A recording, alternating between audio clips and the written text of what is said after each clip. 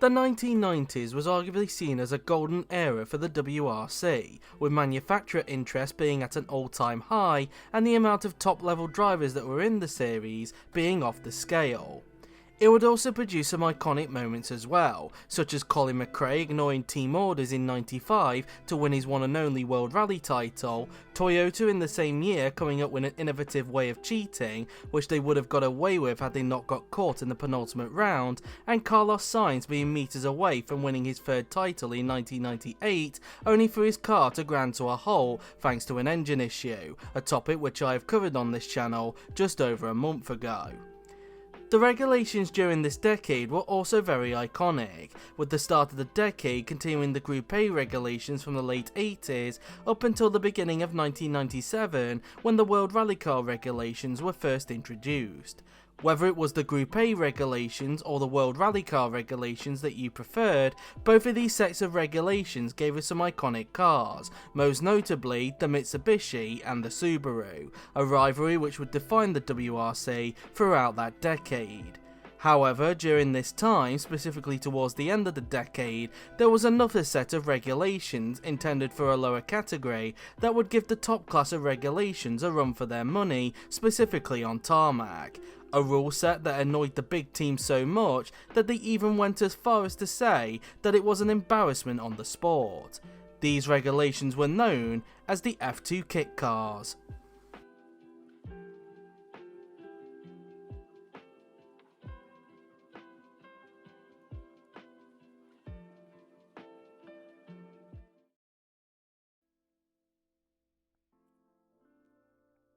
In 1993, the FIA would debut a new rally championship that would sort of act as a support series to the WRC, with the series being known as the FIA Cup for manufacturers of touring cars. Slips right off the tongue, that does.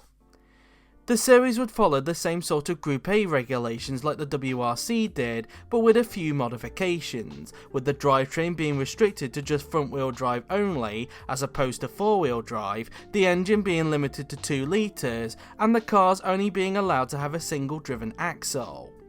This rule set would attract many manufacturers, predominantly those based in Europe, as it was seen as a way for them to break through the door in the WRC due to the Japanese dominance that was going on in the Premier category, with Ford being the only manufacturer outside of Japan giving them competition.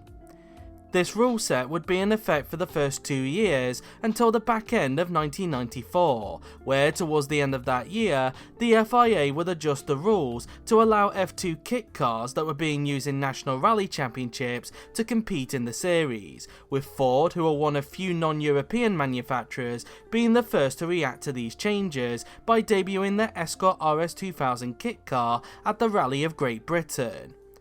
It was because of these changes that the FIA would end up renaming the championship, with the series now being known as the FIA 2 Litre World Cup for manufacturers, and by the time 1995 rolled around, every manufacturer that competed in the series would switch to the F2 kit car regulations, with some upgrading their existing models from the previous regulations, whilst others built an entirely new car from scratch, with Skoda debuting the Felicia kit car, while Citron would enter a ZX. But the most notable cars to make their debut during this time were Renault and Peugeot, with Renault debuting the Clio Maxi, whilst Peugeot would debut the iconic 306 Maxi. And it would be these two cars that would end up finishing 1 and 2 in the 1995 championship, with Peugeot winning the championship by 30 points ahead of Renault, with the gap Renault had to third place Skoda being a massive 53 points.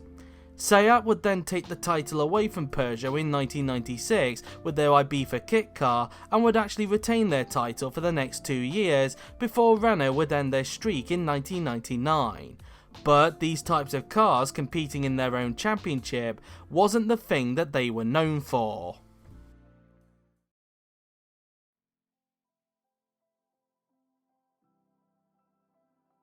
By the time 1997 arrived, something would catch people's attention when the WRC fraternity arrived in Spain.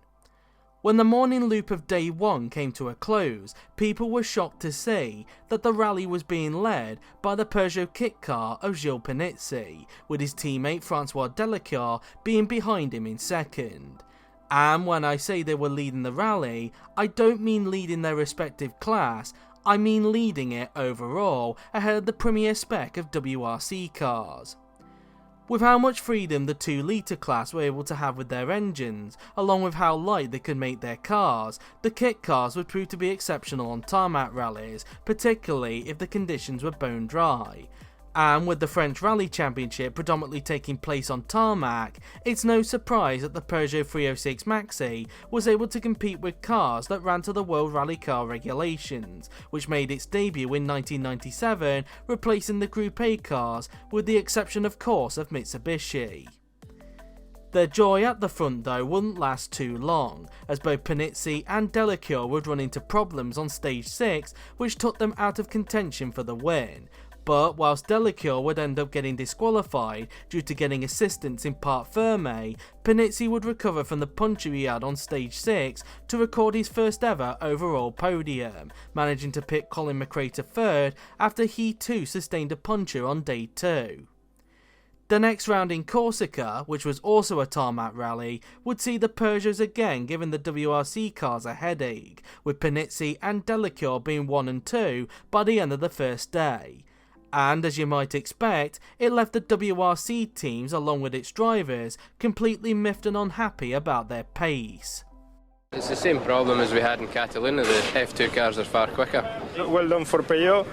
and I think somebody has to rethink in the regulations, in my opinion. I guess that's one way to make your presence known. Panizzi would drop back to third after day 2 thanks to an incorrect tyre choice he made when the rain arrived, handing the lead to his teammate Delacour, who shared the lead with Carlos Sainz thanks to the 4-wheel drive advantage the WRC regs had in wet conditions. Despite it being dry for most of day 3, Panizzi and Delacour would take themselves out of contention for the win when both of them would spin at the same corner on the final stage. But even though they would be beaten by McRae and Sainz, the team would achieve another podium, with Panizzi just having the edge on Delacour.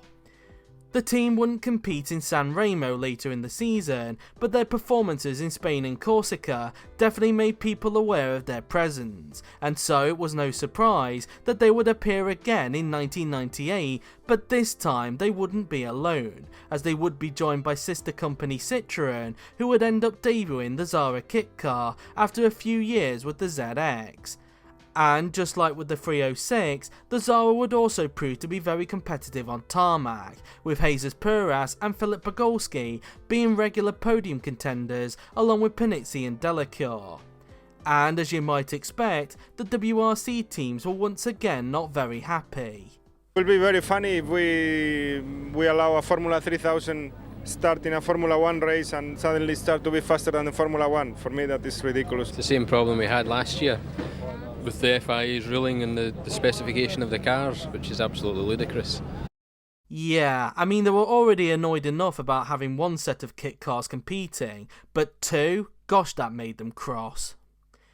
The kit cars, as you would have expected, would once again take points away from the WRC cars on tarmac rallies, with Francois Delacour even picking up a podium at his home rally of Corsica with 2nd place. Then, in 1999, the thing that the WRC competitors were fearing would actually become a reality, as in Rally Catalunya, an F2 kit car would take an outright win for the first time in WRC history, courtesy of Philip Bogolski in the Citron Zara, with him beating Didier Auriol to win the rally by a comfortable 31.8 seconds. It could have been a 1-2 finish for Citron, as home hero Jesus Perras was leading for the majority of the rally in his special liveried Zara. However, a mechanical issue on day 2 prevented this from being a reality and prevented any chance of Jesus getting an emotional home win. But at the next rally in Corsica, Citron would correct that stat, as both Bogolski and Perras would completely dominate the rally, with Bogolski taking his 2nd win in a row, with the gap to the highest placed WRC car Carlos Sainz being 1 minute and 9 seconds. As you can imagine, the drivers were not very happy, as although they had changed the rules at the beginning of the year to prevent the F2 kit cars taking manufacturer points away from the WRC cars, the same couldn't be said for the Drivers' Championship.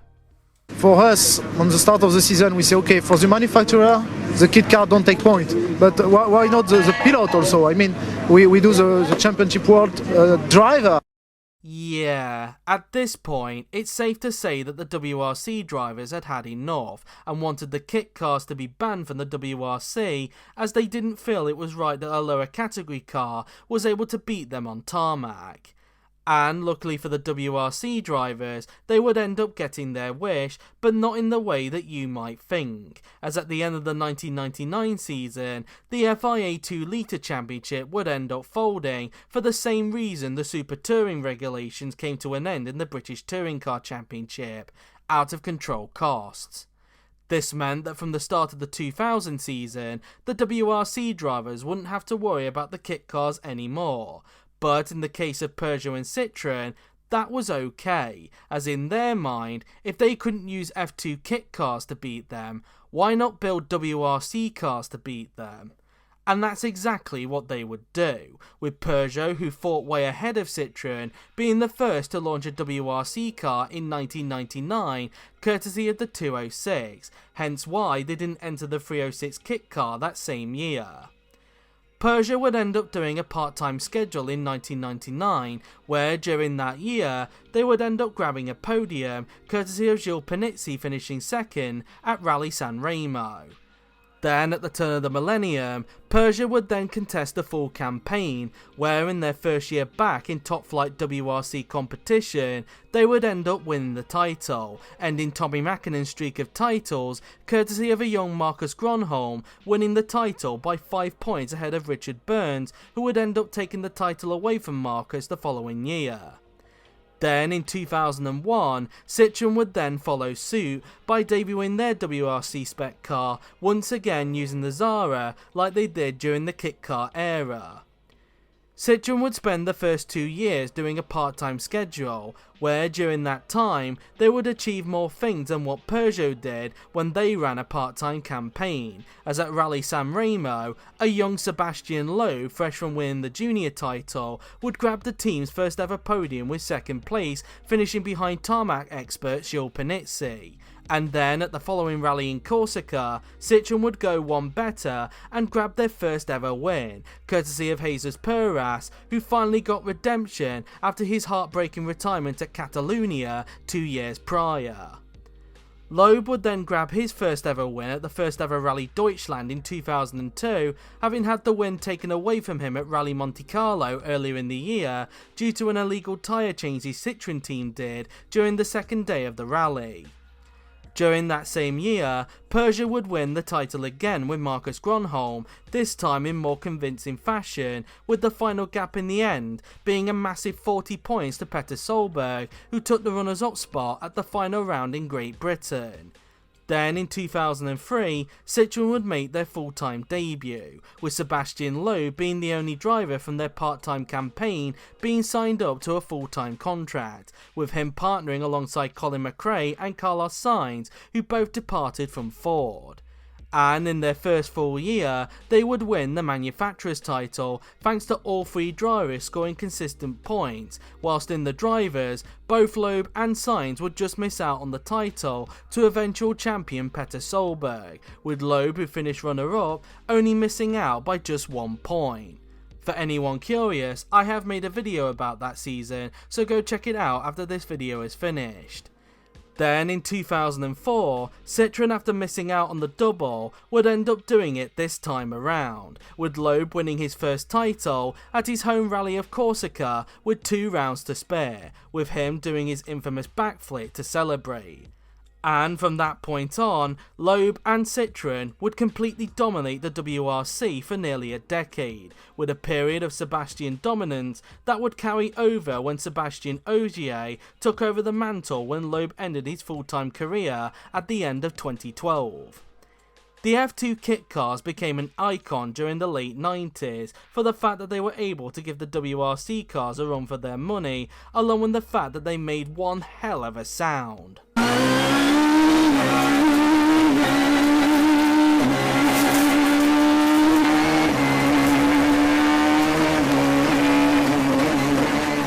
Although their time challenging the top dogs didn't last too long, they did leave a lasting legacy, as without them, Peugeot and Citron would have never have considered entering the premier class of WRC, and without it, the careers of Sébastien Loeb and even Sébastien Ogier, given he made his debut with Citron, would have never have happened.